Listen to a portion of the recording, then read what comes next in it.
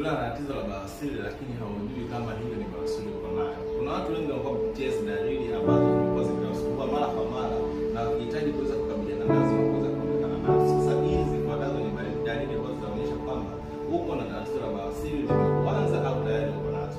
Dalili ya kwanza ni kupata miwasho sehemu ya njia ya haja kubwa. Unakuta mtu anapata na ile miwasho isiyoisha ya mara kwa mara na isiyokuwa ya kawaida. Kwa unapohisi hivyo ndio kabisa ni dalili ya bawasiri inakuta imekuanza.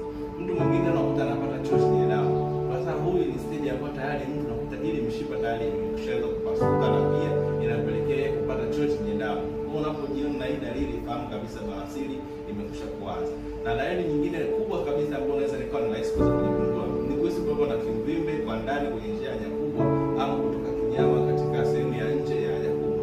Sasa hizi ni miongoni mwa dalili ambazo unaweza kuzigundua. Sijajua wewe uko na dalili gani na unahitaji kuweza kutatua hiyo changamoto, kwa sababu niko na dawa nzuri ambayo itakusaidia kwenda kuimaliza tatizo la bawasiri bila kufanya operation